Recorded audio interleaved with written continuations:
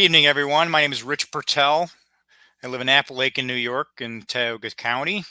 I'm the second vice chair of the Libertarian Party of New York and the temporary stand-in candidate for Vice President of the United States during the New York State petition drive, which starts real soon, next Tuesday, April 16th, until the final day of submission is May 28th.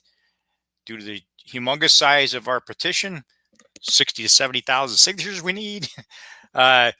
We need like the last week to assemble it. So really the deadline to get the signatures in was around a week before. So we really have about 5 weeks to get 60 to 70,000 signatures. My guest tonight is Charles Ballay. He's not on yet. His wife just called me a few minutes ago. He's running a bit late from a medical procedure. He's a physician, so got tied up at work a little late. But they said that they'd be home in around 10 minutes. So I'm going to chat for just a few minutes. They didn't want to start late and then potentially, have people that miss it because they're expecting us to start at 7 p.m. So a little bit more on this stand-in process. So the problem is that the National Libertarian Convention is at the end of May. So 90+% of our petition drive is before the candidates are picked.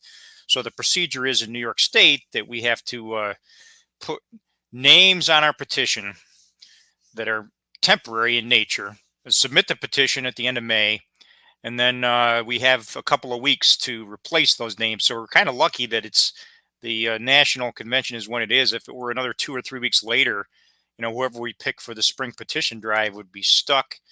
And then we'd have this really undesirable condition to where, we'd have a different libertarian candidate or candidates, vice president in New York than we'd have potentially in the rest of the country. So that would look bad optics to do that. But we got lucky.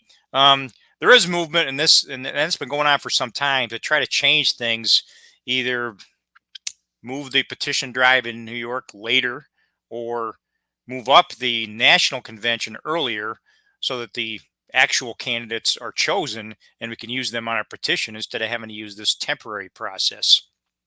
Since I got a few minutes before Charles gets here, in terms of trying to change New York, it used to be that the independent nominating bodies petitioned in July and August, but to comply with the MOVE Act, the Military and Overseas Voter Empowerment Act, the primaries for both state and federal candidates in New York State are now in June. So everything's in June. It used to be the federal primaries are in June and the state primaries are in September. So they moved them all up.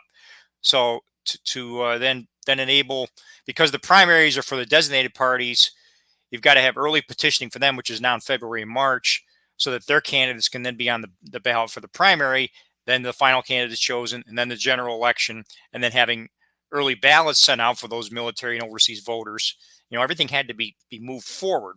The independent bodies don't have a primary, so right now the Libertarian Party is doesn't have constituted party status in New York State, so we're not eligible for a primary. We have to petition during this independent period, and that puts us in this difficulty. But I've argued legislatively, and if anyone has the ear of people in the New York State Senate or New York State Assembly, an argument I can make to the legislative body is that, can you please move our petition period to later in summer where it used to be, because we'd rather do that and have legitimate candidates and a much better time of getting these 45,000 signatures. So at least our candidate gets on the ballot and available as a checkbox option for most voters, even though it's possible that that late petition time may mean that overseas voters, military voters, might not have our candidate on their ballot. They might have to write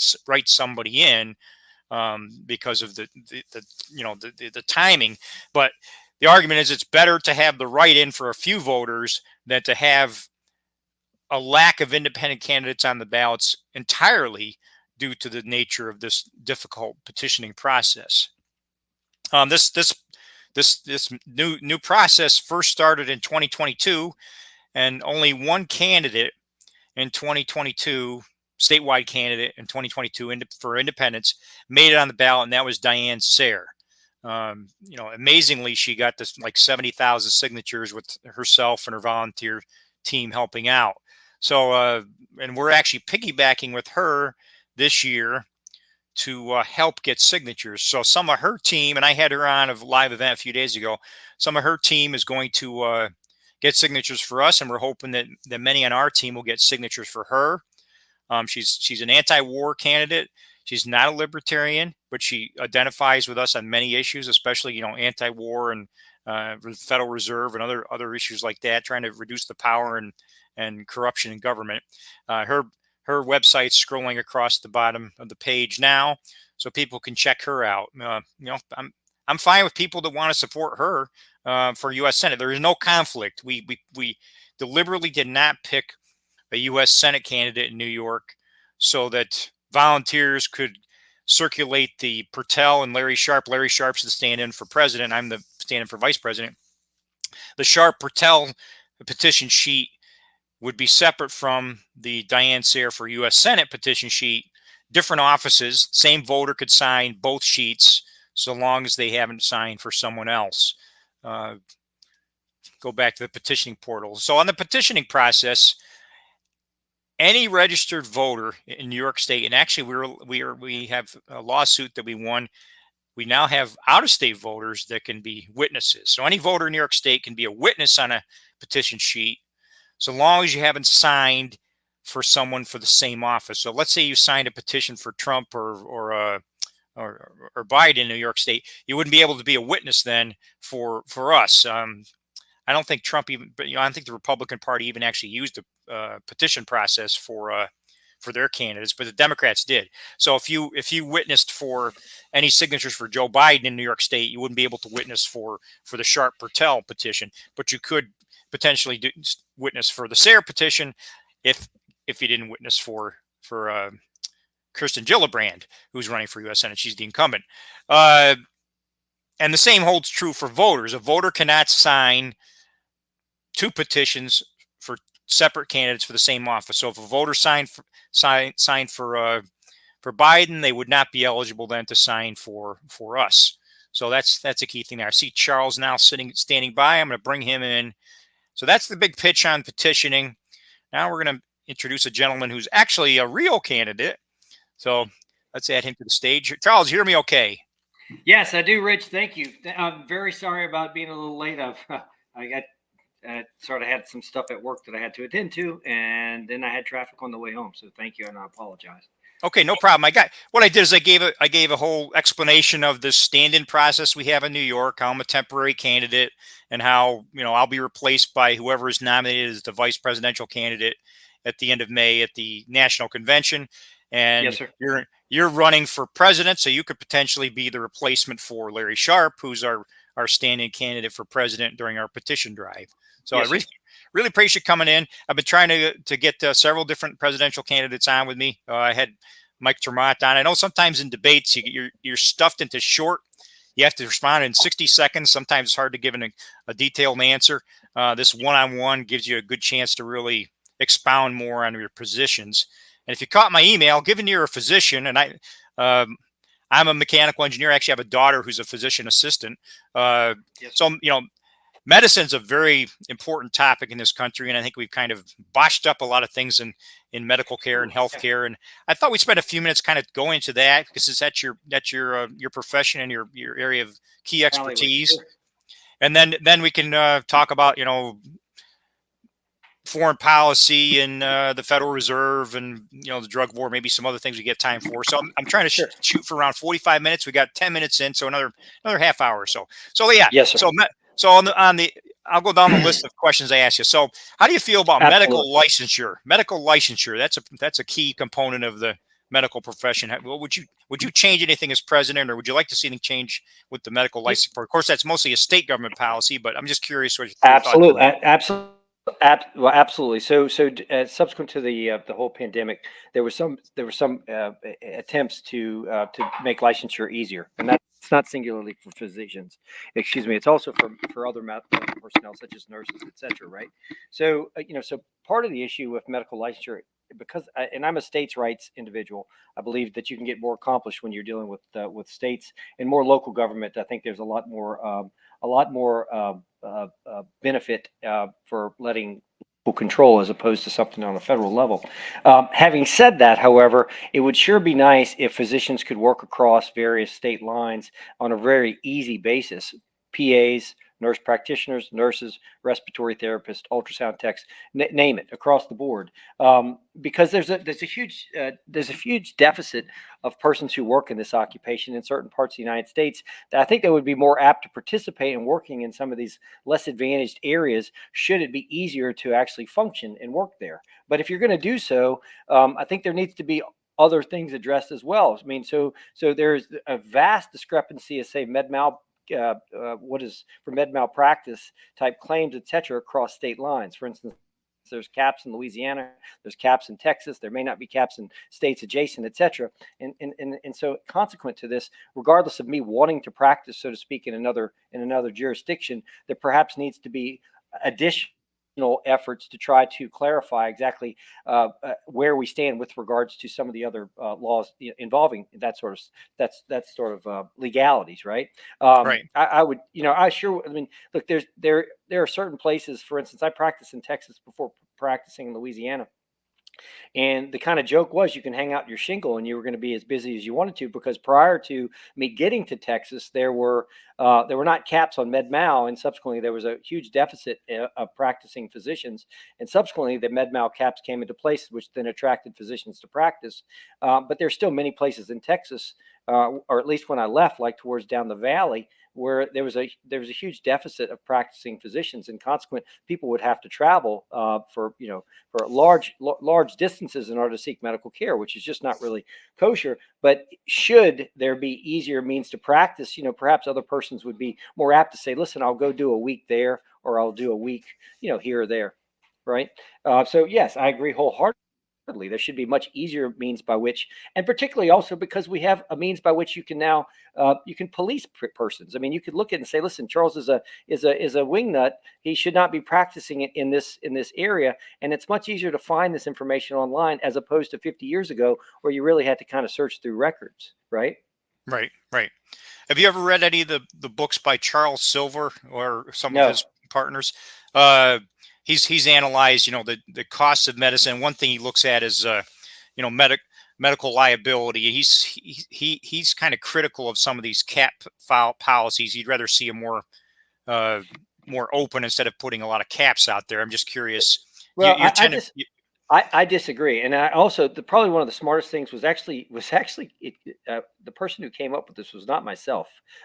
He has subsequently passed away, but he was a nurse practitioner, but he became a CRNA, and he had a brilliant idea. He said, why is this not like if I'm going to Hertz or Avis, right? Why would I not pay for the damages, so to speak, if I want to include a policy should I get hurt? Because if you're going to see someone, whether it be doctor, nurse, etc., you should trust what it is that they're doing. If you find a bad egg, there's a problem in itself. And and the other thing that's really kind of wrong with medicine is it's very difficult to find outcomes data, right? So I'm a cancer survivor, and prior to undergoing cancer surgery, I'm looking at who do you trust, and I know most of these persons, but I also want to know outcomes, because different facilities, different physicians, different. I mean, there's many variables in here. How do you look at outcomes data, right?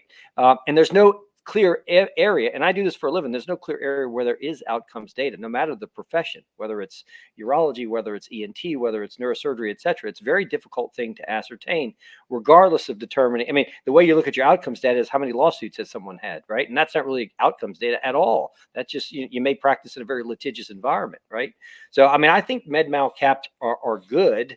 But more importantly, the persons who are committing bad acts need to be weeded out and stopped, right? Hence, that's why there's state medical boards, etc., so they can look at these bad apples and censure or do what they need to do in order to try to make medicine safe. I mean, you have to look at it like it is. Medicine is one of the best. Well, I personally think it's the best profession in the world. You can have a person who comes in who's ailing, you can help them, and you've changed their life for the better. I mean, it's wonderful, and not to mention the trust that's involved. Where if you have a person who's sick, they wholeheartedly trust your opinion, in many cases without question. I mean, and it's insane to think that you have that much authority, power, etc., what you want to call it, I consider it a blessing. And you just have to try to continue to do a great job, because the predecessors that we've had that have commanded this sort of respect based upon the way they've acted towards people are the persons that we should really thank. This is the medical profession as a whole. Most persons look up the physicians. I surely do when I go see someone as a patient and say, I trust you because I know you're in this for the right reasons, right? But to answer your question going back, yes, I do think it should be easier to practice medicine across state lines, because I think it would benefit the population as a whole, just as I also firmly believe that persons should be able to practice within their scope of knowledge, right? Just because you're a nurse or a nurse practitioner does not necessarily mean that you should not have certain things that you can do that are only given to this person simply because of a few alphabetical letters behind their name. You may be very good at certain things, but you can't do it simply because of law. And some of those laws need to be looked at and changed, specifically because our population is aging, and you do not have the same number of persons in the workforce to help this aging population. I mean, look at all the disciplines. As a family member, as a physician assistant, this wasn't created because there were too many people in medicine. It's created because there's not enough. And so we're like, hey, Right. look, how do we attract people into different disciplines so they can help perpetuate, some healthy medical. Yeah, and that's one of the arguments of like a Milton Friedman from several decades ago, that the issue with government licensure of anything is that government tends to be more of a sledgehammer and not Right. as effective at offering broad ideas. I mean, I'm an engineer, but even within mechanical engineering, there's mechanical, chemical, electrical, Sure. computer. Even within mechanical engineering, I have great expertise in HVAC and controls, but Right. I can't build bridges or design skyscrapers or things like that. So even within my Right. mechanical engineering, there's 5 or 6 different specialties. I'm not a PE, so to get to be a professional engineer, you got to be able to pass a test across a broad range of things, Right. 80% of which probably you're never going to do in your whole career. So you have to Right. study up and take a test because the PE exam is just too broad. I mean, it's Right, just not and that's specialized enough. the same way in medicine. And Yeah, even so, like, I'm an ear, nose, and throat physician, but within the scope of ENT, they may have a otolaryngology a board that you sit for, but there's also a neurotology board. There's a sleep medicine board. And there's a list, and many of which you may be able to. There's reciprocity in some cases where I can sit for many, but you have to show that you are qualified, and based upon what a particular hospital or organization requires, you have to meet those requirements. So but having said that, if you met those, again, I would agree with you. Like, why would you not be able to practice across state lines, so to right, speak? right.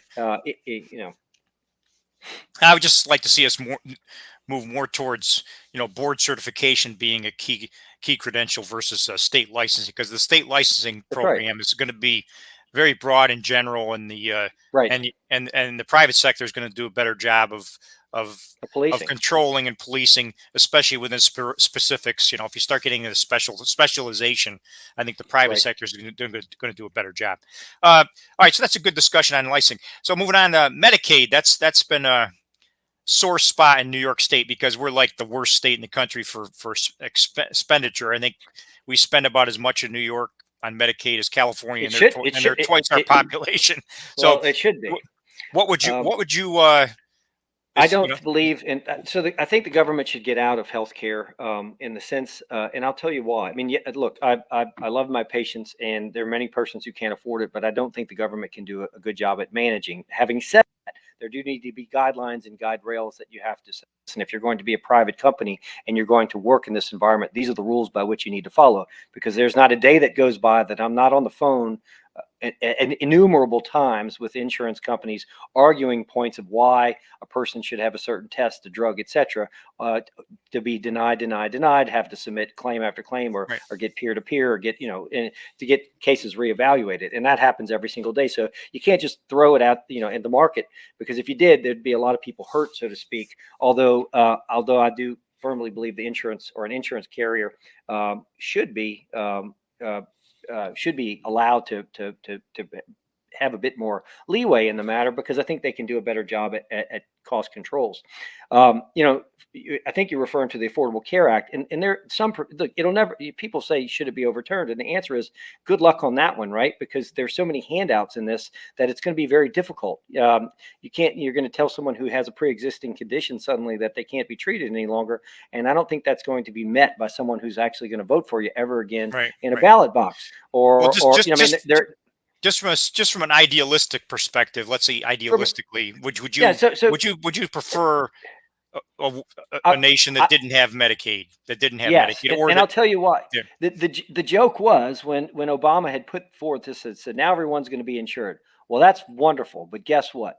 Who's going to see these people, right? There are not enough persons. So over the course of my infantile medical practice, I've seen drastic shifts in medicine, and what you've seen is that been an overwhelming number of persons who've worked in a free environment that have now been consolidated into working for organizations simply because it's become such a quagmire of bureaucracy, right?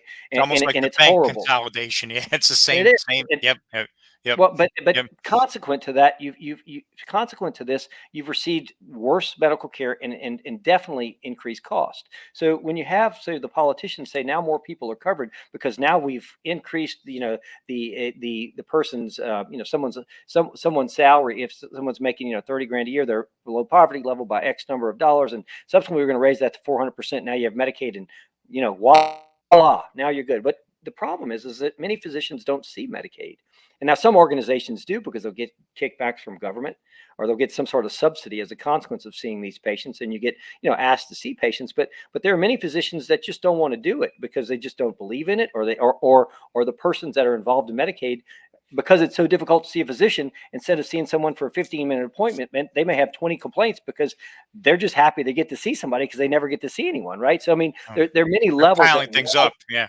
Yeah. and there's many levels of why that's difficult, which it then goes into the expand the scope of practice so that you'll have more persons to help those in need. Because I mean, ultimately, the whole goal of anyone should be to try to help people. That's why we go into medicine.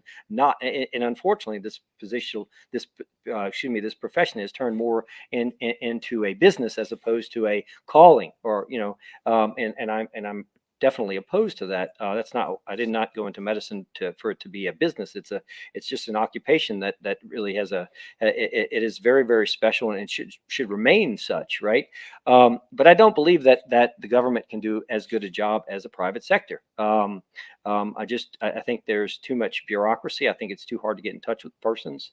I think it's a problem. There are some benefits. For instance, if you're Medicare and you come in the clinic, and in my instance you need a CAT scan, I don't have to call an insurance carrier in order to get authorization. On the other hand, if I call one of the alphabet soup of insurance carriers, it may be a week before I get a reply that I have to do a peer-to-peer. So it's definitely more difficult, and which increases cost to me, because now I have to take time away, or I have to get persons in my office to get someone on the phone for me, and then you have to go through the whole rigmarole of creating documentation to back up your claims, etc. And so it's not a walk in the park with an insurance carrier, but I do think in the long run it would likely be better, as long as there are guide rails and say you have to fall between these lines. For instance, in the Affordable Care Act, they said, all right, at least 80% of your money has to be spent on taking care of patients. Well, it probably should be higher to be all but at the same time, I believe if you had insurance carriers that were allowed to operate across state lines and increase their pool, it would be a better thing, right? So you can defer cost elsewhere. Having said that, an individual mandate is crazy. Unfortunately, now the penalty is zero as of 2017. So it's a moot point. It's still on the books, I think, but it doesn't cost anyone anything, fortunately, right? Right. I think and then I believe it was FDR that did it. There was a wage freeze, so companies had to use benefits as the leverage to get people to come work for them. So Right. I believe it was because of FDR that health insurance began to be provided as a benefit. I just don't Right. think it's smart. I think just like car insurance, why, if I need health insurance, that's something I should be buying myself. So increase my Right. compensation, financial compensation. Let me go and buy my own insurance. The person who buys insurance for themselves is going to have more self-interest and awareness, and look for all the different nooks and crannies and options in their plan. I think Right. employer provided health insurance, just, similar to government, bigger is not always better. Bigger is You're right. often worse. You want I so, think, this is one of the most ingenious things I've heard lately, or at least it sounds. If it ever comes to fruition, I'd be excited, extremely excited. So they have someone who lives, I guess, a few floors away from me. I'm in a tall building downtown New Orleans, and she and her partner are going to. They're setting up. It's sort of, call it like a big hedge fund, right? But they're setting it up so that persons pay for X number of years into the matter, and then thereafter, healthcare is quote unquote free because you're taking dividends and you're actually reinvesting these dividends to afford healthcare. It's brilliant if you think about it. If the government or any party, fortunately, if the government weren't in it, it'd probably be better. But if any party would let you use 401k retirement, etc., to throw into this, it would effectively make healthcare free, right? It's a brilliant idea. I mean, but we have another person who works in my office who actually uses more of a co-op. It's a religious type organization, but she can pay into a co-op, and it's more of a catastrophic policy. But she doesn't have to rely upon the Cignas and the Uniteds and the Blue Crosses and that sort of the world, nor does she have to rely on any government type stuff. They cover everything above or a certain level, and everything else it's a cash pay type thing, which works out great because if you walk into a physician's office and say I'm going to pay cash, people should be excited because because you're getting rid of layers upon layers of baloney of submitting claims to clearing houses, and hopefully you get money back at the end of 45 days or whatever the allotted time is that they have to pay you, right? So I think there are ways to go about solving these problems. It's just going to require a change in circumstance. People are going to have open minds, and they're going to have to be willing. I mean, I think the cost right now of healthcare has gotten so outrageous that families. I mean, this is like a mortgage payment, and it's ridiculous. People can't afford this. I mean, right, right. they And can't. and just as with education, yeah, government's involvement's been so extreme, it's made it more expensive. Right. Maybe I guess the last thing, we're almost a half hour in. Let's finish up by just going through the whole COVID mess, like the vaccines, the mandates, the special liability, the Right. lockdowns. I mean, what are your thoughts on everything kind of related to COVID? What government So I was did a and bit. didn't I think I was a bit. do and Can you hear me? shouldn't have done or should have done? Okay. So I was, I think, a bit chastised by this, by my response in Pennsylvania. I was at the forefront of this disease back in the days when Mardi Gras was here and early on. So I am an ENT doc, as you already know. And the pandemic hit us early because we were in New Orleans, right? And there was Mardi Gras. So there were a lot of people, and it was bad. And our medical comorbidities in the local area are horrid. We have obesity, alcoholism, smoking, diabetes run amok, cardiovascular disease, congestive heart failure, COPD. I mean, just take the asthma. It's a laundry list, right? Right. And many of our patients are African American persons of color because that's New Orleans, right? So consequently, we were hit hard, and in any circumstances, many of these persons, for if there was a respiratory illness, COVID or any other, they would be sick. That's just the nature of the demographic and the medical comorbidities. But it hit New Orleans especially hard, and at the time, it was really a horrendous, kind of horrible thing to see a number of persons being hurt. And so we were searching. Do I believe that one should have to take a vaccine? Absolutely not. If anyone would say that, it's entirely misconstrued.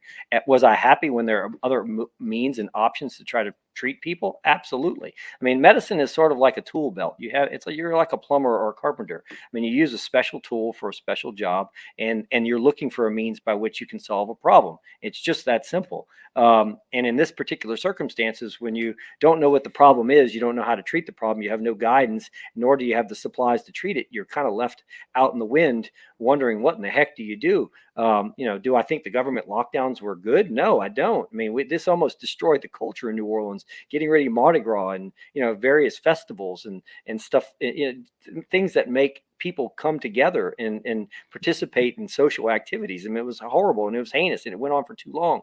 Sure, originally because I was on some of these calls listening, right? I don't make these decisions, but you can see that what they were trying to do is shift a curve so that we had enough supplies, tools, etc., to try to care for those sickly in an ICU setting or ventilatory setting. You had enough respiratory therapists, you had enough ventilators, you have but like any government program, and it carries on and carries on and carries on, and it never stops. It's sort of like daylight savings time. Like, when are we going to stop this mess, right? Yeah, I mean, it's hard. yeah. It's hard once a government program gets put in place. It's very easy for those Yep. in power to perpetuate this, right? There's no such thing as a temporary government program. Yeah. No, there's no there. What's the expression? No, the expression, there's nothing so permanent as a temporary government program. I think that might have been Milton Friedman Exactly. that said that. Yeah. Yeah. Yeah. I mean, I that's the think, thing. well, on the ventilators too, weren't the ventilators kind of I mean, we were struggling and learning, but weren't they kind of a mistake? I mean, weren't they really not the right tool? They Well, no, jumped on them a lot to begin with, but then they kind of I fizzled think, out well, that, as a preferred means to treat it. yeah. So I mean, so that's common knowledge, no matter the disease process, right? So if you have somebody on a ventilator, it's very dangerous because you can't. I mean, you can control an airway, sure, but the problem is that you can't. You generally have to sedate somebody, right? So you're not moving around. You're not actually recruiting different alveoli. You're not changing your lung ventilation, and that's normal, right? If you were to lay yourself in bed for for half a day and ventilate you, and you run you through a CAT scan, you're going to have a pulmonary effusion regardless of you being healthy or not healthy, right? That's just the nature of the of putting someone on a ventilator. Sure. The problem that I saw, that was the issue, is no one knew exactly how to treat this. So originally what was thrown out is you can't use the steroids, you can't use the anti-inflammatories like you would for many disease processes, because you'd get an overwhelming inflammatory reaction only to follow, right? Which was entirely debunked and false, because now you can load them up with steroids and anti-inflammatories and try to mitigate some of the disease process, right? So it was simply an ignorance on everyone's part as to how you go about treating this sort of Right. problem, Right. Yeah. and it was a lack of supplies. Look, we sat there trying to figure out that how many people can you put on a single vent, which is problematic because, yeah, you can run volumes and you can run pressures, but then you're going to have all four people that are on this single vent running at the same pressure level, the same volume level, and no two people are necessarily alike. So how do you match these people up? Right. Fortunately, Right. this never needed to happen. But as an engineer, you can respect the fact that you're having compliance of tubing, you're having how much volume you're going to need to push through this tubing, you're going to have pressures.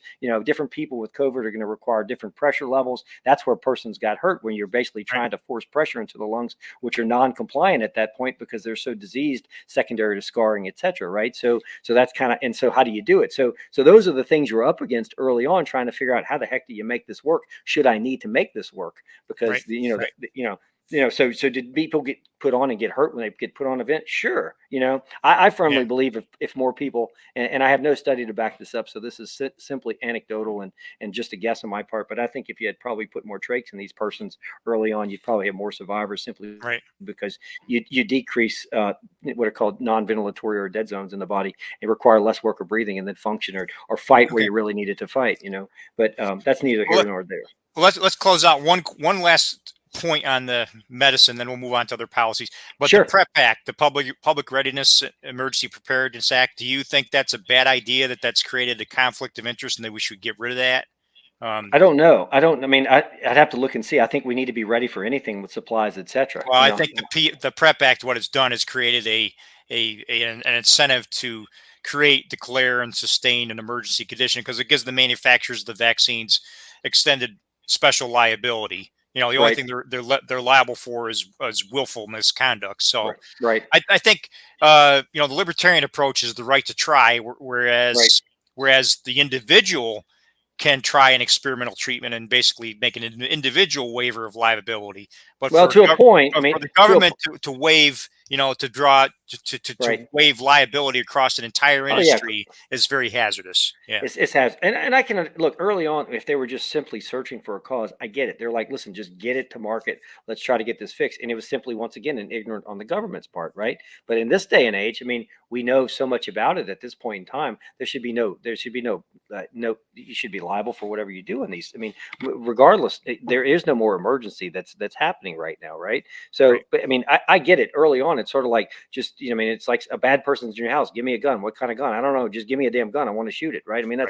Right. that's kind of how it Right. was. But I think For, we need to work to get rid of the Prep Act, because I think having that in place yeah. is just it's going to create the conditions for the next power grab, for the next Right. pandemic, where Yeah. there's too much, But we also need to be health much more authority. prepared, right? I mean, Yeah. we should not be caught with our pants down like we did sort of last time. We should not. I mean, Right. we live in a port city in New Orleans, and we actually have an area of the hospital. They call it, called it's not been used for this, the Ebola ward. So, should someone come upriver with, and this is back in the days when the Ebola was a bit running a bit more rampant in Africa, should it come upriver, we have a place in our little hospitals, a little isolated from the city. This is where we will keep, this particular circumstance. Hopefully we never have to use that. But then again, for these sorts of things, we need to be prepared, right? Yep. Yep. Someone just put a post here about that. Okay, let's move on to another topic other than healthcare. So we hit healthcare pretty good. So I appreciate your time on that. Let's maybe jump to foreign policy. I mean, how do you feel about military overseas bases, participation in NATO, the UN, our I war don't agree with it. campaigns, et cetera? Just kind of expound So for a few minutes on that. yeah, so I'm a guy that believes in, I believe in healthcare, right? So I believe in taking care of people. I don't believe in sending off munitions to kill other people. And if we were a big and fat and happy society, I still couldn't wrap my head around it. But right now, I see persons that come in on a day-to-day basis that can't afford the necessities of life, right? Yet somehow we continue to spin to drop bombs in other places, or at least continue to supplement other countries' desire to do so in their homeland, right? And I don't believe in that, right? I think there's more value in peace. And the other thing I don't like, I mean, I feel sometimes that I'm looking at a lot of National Geographic where a bunch of monkeys are running across the turf, beating each other with sticks and rocks, as opposed to acting like humans. And actually, we should all, function as a society, actually make this world a better place. I do not believe in sending munitions to other places. I do not believe in a foreign policy that requires, constant policing of the world. I don't think that's our place. I think our place is to take care of our own people. I think if someone comes and harms us, you're damn right. We should have a larger stick than they do. But at the same time, we shouldn't go looking for a fight, because at some point in time, just statistically, something bad's going to happen, and we're going to find ourselves into World War III if we don't, if we don't watch it, if we're not careful. Right? Right. I mean, how many conflicts can we participate in that are failed conflicts too, and anticipate that no one's going to actually fight back? And if someone does fight back, now we're going to say, listen, we have to fight back because they fought us. And so it's just a matter of time before this country gets back into yet another very large scale war. But we've been fighting ever since World War II. So that's kind of a bit of a misstatement on my part, whether it's in Africa, whether it's in the Middle East, whether it's in Afghanistan, whether it's in Pakistan, we've been all over this place, all over this world, acting like policemen, and now we're going to be in the South China Sea doing the same. And so, at what point, or is somebody going to call our bluff and say, "Listen, either put up or shut up," kind of thing? And that's what Right. really scares me. Right. It really does scare me. I'm very scared for my children and their children, just because of that sort of stance that we've taken for such a long time. Yep. Yep. I'm a member of Rotary. I think I've been a member around 10 years or so, Rotary International. And yeah, I mean, one of the benefits of organizations like that is to try to, I hate to use the word anymore, but implement globalism. Right. Globalism, I think, has been one of those words now that you can have good globalism or you can have bad globalism. To me, Right. the bad globalism is these unelected, powerful entities that seem to be pulling the puppet strings of governments around the world, like the World Health Right. Organization and so on. I think that's a bad kind of globalism. But the good kind of globalism is peace and cooperation and trade. So let's move on. Absolutely. So trade's kind of the next thing. If we're not gonna, if we're not gonna be the policeman in the world, maybe we Let's should trade. engage more with trade. What are your philosophies on trade with other countries? I mean, simple free trade. You don't support tariffs, I hope. You want to No, you I believe don't. in No, I don't think you tariffs believe will in get you anywhere. I you mean, believe in that's super simple trade agreements, like, yeah, I'll trade with you, you yes. trade with me, keep it as simple as possible. Yeah. Yeah. Yes, I mean, you have a World Trade Organization. The problem with that is, like, for instance, was they're dumping. It happens in Louisiana, for instance, say the shrimp industry, right? So if you dump, a lot of shrimp in from a place where you can make shrimp, or harvest shrimp incredibly inexpensively. By the time you finish the litigation, the money gets thrown back in the U.S. Treasury, not into the hands of those who need it, right? So Yeah. it needs to be much That's simpler why than where it is. That's why I'm not a fan of the FCPA, Foreign Corrupt Practices Act. It's the same kind of Right. thing. You know, you're policing corruption, but where's the fine go? It goes back into the Yeah. U.S. Treasury. So, Right, so yeah, exactly. it's, So, yeah, so, yeah, so the people who get hurt really don't get help, and they're still yeah, getting yeah. taxed on their on the meager gains that they make. You know, what I mean, and so I don't think it's wrong. Do I believe in free trade? Absolutely. Why? Because it makes the world a better place, right? Now, Right, I would not advocate for persons that are going to infringe upon patents and in different informations that actually took time and monies to actually build and collect and make and distribute, etc. But I do think you're going to get a much more fair society if persons right. can shake hands and One, trade, and that way everyone has something to gain or lose. long-standing specific free trade policy of the United States is the Jones Act. Do you have any opinions on the Jones Act in particular? I'm not sure about that. The I'll Jones, have to read it and say okay, well, the Jones Act is it prohibits cabotage shipping, as they call it, which is from U.S. port to U.S. port shipping by water, unless the ship is U.S. built, U.S. owned, U.S. crew, U.S. flagged. Um, right, a good example is uh, liquefied natural gas vessels. right, The United States right now has 0 vessels. So Puerto Rico and even to ship for like the state of Maine from a warmer state that maybe has gas, you can't ship. We don't have any ships that can do it. So the Jones right, Act, and unfortunately, when we're trying to argue for trade agreements and free trade, the first thing anyone always says from the American side, well, the Jones Act's here and that's off the table. We can't take care of it. So wait a minute, you're right, starting right off from a position of hypocrisy. You got this right, very hostile free trade policy, and that you're coming right in with when you're trying to negotiate a trade agreement with somebody. So the right, Jones Act's been around over 100 years, and I think it needs to go, or at least people making a national defense point of view. Get rid of the U.S. bill, because the problem is the U.S. bill is what killed us, because 100 years of protectionism, what it's done is made U.S. shipbuilding ridiculously inefficient and expensive right, from all those decades of protectionism. If you're worried about inland ports being, raided, you could always say, okay, forget the U.S. built. At least put a right, U.S. crew on it, and U.S. flag on it, but forget the U.S. built. Make them in Europe or wherever we could build ships more economically now. So, yeah, right. I suggest studying up on the Jones Act. That's a real impediment to free trade, and like to see that go. So foreign policy, trade, the immigration crisis. I mean, what would we really shot ourselves in the foot with that? What would you say about legal immigration, illegal It immigration? needs it needs to it needs to be simplified, right? I mean, so there's legal immigration and there's illegal immigration. Do you think? I Either mean, that, or we stop. I mean, I get it. There's some libertarians that say open everything up. I'm not one of them, only because I think if persons have paid into a society and created a society, there needs to be some means by which you can reap some rewards from the society that you've created, and it shouldn't be. But at the same time, I completely understand why people would want to leave the situations that they are. So it should be much easier to be able to accept persons. And by the way, immigration is needed in this country. I mean, we're all immigrants. Every last one of us, except for American Indians, have come here, from some other part of this world, right? So it's hypocritical to say, oh no, I'm against this sort of stuff. Um, you know, um, I've heard persons say, let's use it like in Ellis Island. Let's use it. I've heard some people say, hey, look, open everything up and free. It'll iron itself out. I firmly believe that the state should have more of a role in this and say, listen, this is what we need in New York. This is what we need in Louisiana. And you have more of a role in saying these are the number of people we're willing to accept. And that way you can also really draw out any hypocrisy that potentially would be shown by states that don't want to take anyone and say, wait a minute, what the heck's going on here? You say that you're such a free, open society in this particular state, but at the same time, you're only taking a fraction of the burden that us other states would actually accept.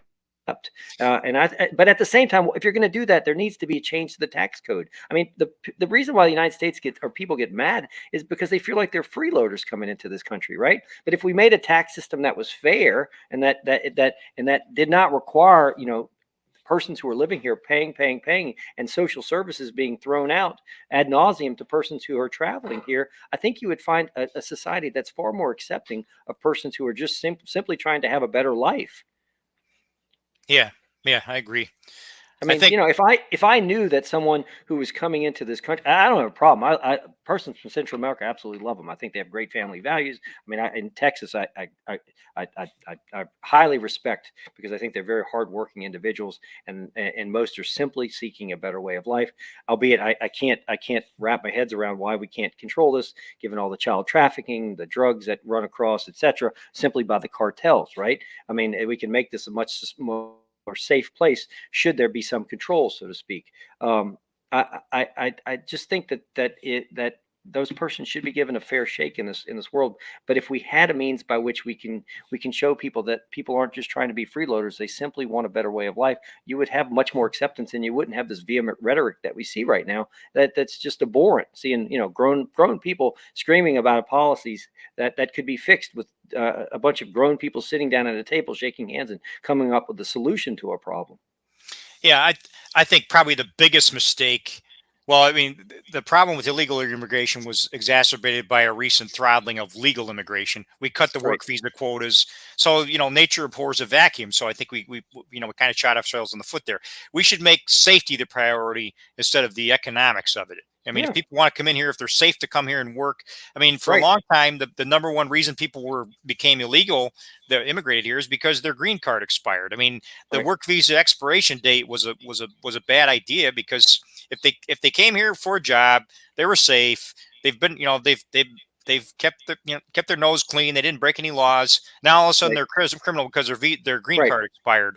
That was Right. just Oh, forget the but expiration. Yeah. it's also this way too, because we've created such a mess bringing this to the light, and so now you have two sides, where you have the blues and the reds that want to fight each other based Right. upon this, as opposed to, it was really not a subject that was brought to the forefront of everyone's a subject of contention just a few years ago. Yep. Yep. I mean, But the asylum issue is just people are now coming here seeking asylum. They right, may not have even come from Mexico or Canada, right? Those are only right, two countries that really border us. They came right, through several other countries to get to Mexico and then came to the US. Some have argued, wait a minute, if you came into Mexico from another country, you should have declared asylum there instead of continuing right, on trying to come to the US. And then right. the thing is, we can't let these people work, which seems like the dumbest thing of all. Is like, Absolutely. if they are coming here for asylum, it's like, okay, while we're waiting a year to vet them because of the huge Absolutely. backlog in the courts, it's like, can they at least go out and get a job and and contribute? So many of them Absolutely. don't want to just sit in a hotel room for a No. year. So No, yeah, it's most of these individuals are hardworking people, just like most people, and they simply want a better way of life. yep, yep, yep. Now moving on to another related thing you brought up there a second ago is the drug cartels. I mean, the war on drugs has been a long-standing libertarian issue too. I mean, what's your position on the drug war and legalization, decriminalization, et cetera? What would you I think advocate most for? I don't think there should be such thing as a Schedule One drug, right? Because I mean, look at what it did to stymie development, right? So right now we use psilocybin in order to treat depression, and it's actually showing great promise, right? So in many cases, the federal government has stymied development, right? So I think there needs to be a grave, seriously needs to look at this and say, this makes no sense. We're spending a fortune to try to fight a war that we're not going to ever win. We've created a monopoly with cartels. We now have no control over the substances that are being brought across our borders, and they will continue to be brought across our borders, i.e., safety issue, right? People don't, I mean, nobody wants to see another person overdose on a fentanyl, but why can you not bring this particular, medication to a pharmacy without fear of being arrested and say, what's in this? Because, hey, look, I found it, Steve sold it to me or what have you, right? I mean, so yeah, I think it's silly right now. It doesn't work. You've seen far too many deaths as a consequence of a bad policy, and it needs to be changed, right?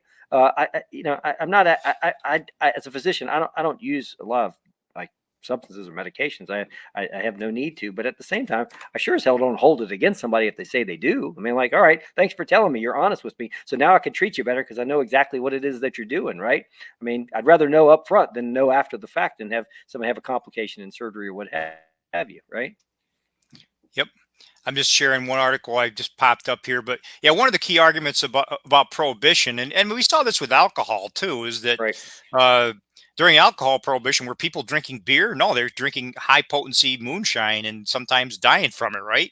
And Methanol. That's right. They were getting yeah, methanol at some point. but the effect of prohibition is that the users are taking more risk to use the product. The dealers are taking more risk to sell the product. So Right. that's why the escalation of concentrated products, from opiates, you go to fentanyl and then cofentanyl, and who knows? The dealers are Right. taking a big risk transporting this stuff, so they want to maximize their dollar value per gram. Right. So they're going to keep concentrating and concentrating and concentrating it, and therefore it's a lot more risky. You have a Right.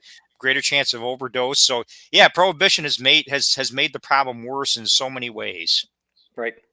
No, it is, and look, some of these medications. Well, I say call them medications. That's how I'm used to using a lot of these in surgery. I mean, these are dangerous. I mean, if you don't know how to manage an airway, you really have no place pushing this stuff. So, I mean, yeah, I mean, if you can control this better and give information and help people as opposed to treat them criminal. And the other thing is, look at all the people that simple. I mean, just look at marijuana. How many people has this destroyed their lives? So you were caught, you're in some town that that where if you're a pot smoking long haired guy, you're a bad guy, you get thrown in jail. Next thing you know, you can't find a job, or it destroys your family, it destroys your life. It just goes on and on. I mean, so yeah, is it wrong? Of course it's wrong, right? I mean, so I think the laws need to be changed. I think we really need to reflect as a society of what are we going to really consider as a wrong thing to do, and that's going to be something to be force, right? Violence, things that really are going to be heinous acts against other individuals. Not that you're sitting in your home smoking a joint while you're watching Frasier, right? I mean, it's not hurting anybody, and so Right. so why should it be considered as such? Right. Right. Yeah, that's a libertarian position. Is like, if you can do to yourself what you want as long as you're not bringing Right. harm to others. And That's right. it's just people should have the freedom to live their own lives their own way and be responsible for their actions. That's right. If you have problems, you got to take some responsibility. But Right. if you're not causing direct harm to others, yeah, just leave people be. Right. Yeah, coming up on 52 minutes. So how about just a few more minutes to wrap up? What else would you like to chat about that's really that you're passionate about? Well, look, geesh, I have a lot of passions. I mean, I guess it's the reason I got into this race to begin with. I mean, I see I am sick and tired in this world of the rhetoric, the vehement rhetoric that goes on between adults, right? I think or we're alienating our children. We're teaching our children incorrectly. We've taught persons to expect things on demand, as opposed to looking at a problem and analyzing a problem and come up with a solution, that, while albeit sometimes it's complex, sometimes it's relatively simple. I think adults need to begin to act like adults. I find it abhorrent when you see candidates, presidential candidates, calling other people by name, making fun of them physically.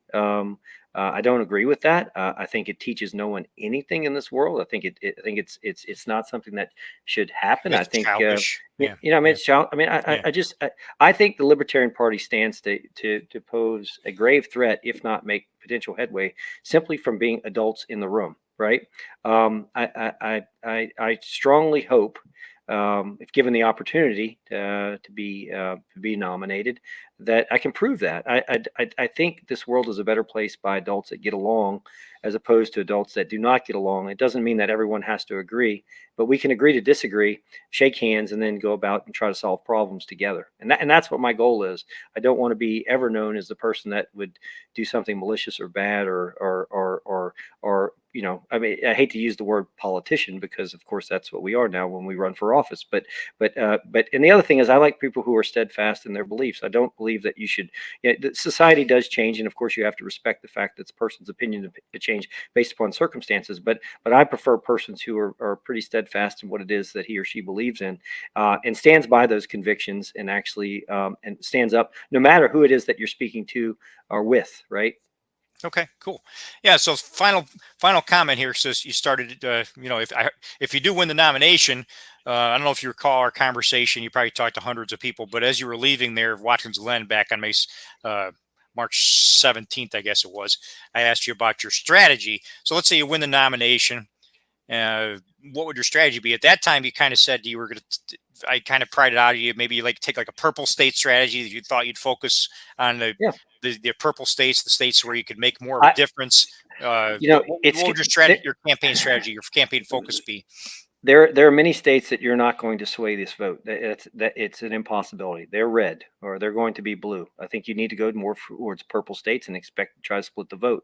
I think it's going to require a lot of money and a lot of dedication, but I think there are a number of persons in this country. I know that there are a number of persons in this country that are completely disenchanted with the current two-party system, right? And the problem is that there's a large amount of ignorance. These are not ignorant people, but there's ignorance on this subject of why it is that they do not see other more respectable candidates on the ballot. People do not understand that there's ballot access issues. They do not understand the laws that have been used to circumvent anyone from running from another third, from a third party system that truly want to try to help this situation. Everyone who wants to be on the ballot that can actually show that this is a true party and it's not some Charles is running for office because he's just decided to do it and on a moment's notice, and we gathered 10 friends to create a party. It has to be a real party, but everyone should be able to have a voice, and I do think this country is ripe for another party. And furthermore, there's a high likelihood that if this is a contended election, Congress is going to be. I had a conversation last night with the gentleman about this. The Democrats won't vote for Republicans, and the Republicans aren't going to vote for the Democrats. So a third party is going to be ripe for the for being, hey, look, since we cannot pick anyone to nominate as president, by definition you're stance, right? So that's a pie in the sky type thing, but I think we can make headway. I think we can make tremendous headway. So I would focus more on those purple states and persons that are willing to listen. I think that this Libertarian Party can do quite well as long as we maintain some degree of composure, act like the adults in the room, and show the rest of the country and the rest of the world that we are the adults in this election process. Okay, thanks for your time. So I'm going to close out with a couple comments about our petition drive again. So again, I have the stream across the bottom, the banner coming across the bottom of the page there. So New York State, starting April 16th, we need 60 to 45,000 ballot signatures. So roughly 60 to 65, 70,000 gross signatures. That's a stack of paper around 8 feet high. So we need every person that stands for liberty to come out and help us. You can go into the petitioning portal there. You can download the petition. You can get a training guide on how to get out and petition if you've never done it before. You can sign up as a volunteer to give us your name and address and give us an estimate of how many signatures you'll get. We need hundreds, if not thousands, of volunteers to get this done. And that's the only way. If we don't achieve our goal of these signatures and have a bona fide petition drive, then Charles or whoever's nominated at the national convention would only be a write-in candidate in New York State. We wouldn't have a named Libertarian on the ballot. So we have to have this petition drive. And why it matters to every state in the country, not really just New York, is that this has been a bragging right for the Libertarian Party for several election cycles. We've been able to achieve 50 state ballot access, 50 states with a named Libertarian candidate on their ballot. And that makes a big difference versus 40 or 45 or 47 or 48. The media treats a third party differently if they have 50 states versus less than 50, because we are theoretically electable if we have a candidate on the ballot in all 50 states. So it's very important that we launch forward at this. As Charles said, he's going to be a purple state guy, and I applaud him for that. That's probably a good strategy. But he probably won't spend a lot of time in New York because we're a blue state. There's another part to New York. If we're going to become a constituted party, we have to get 2% of the. If we're going to get 2%, we have to get 2% of the vote in November in order to become a constituted party again, which we were briefly until Cuomo sabotaged us with the election law changes. So it's going to be tough for us to get that second piece of the puzzle. So we get a name on the ballot. We have a chance to make some noise in New York. But I think it's going to be a tough year for us to get 2%. But at least getting out there and getting this done and having a campaign, I think it gives us momentum for 2020, 2025, 2026, maybe 2026. If Larry Sharp runs for governor again or someone else runs for governor again, hopefully then we'll climb back up and hit that 2% number. I just don't think that might be in the cards this year, but it's really valuable to get on the ballot anyway, to get that 50 state presence, to get Libertarian to the ballot in all 50 states. So again, Right. thank you, Charles, for your time. If you want to stick around for just a minute, I'm going to end the Rich, live thank stream. you. We can Yes, just chat for follow up. But then thanks to everyone in the audience for listening, and Thank you all. I'll be doing another event, I'm sure, in the next couple of days. I think someone messaged me earlier about state assembly. I might have an assembly candidate on the next couple of days. Have a good evening.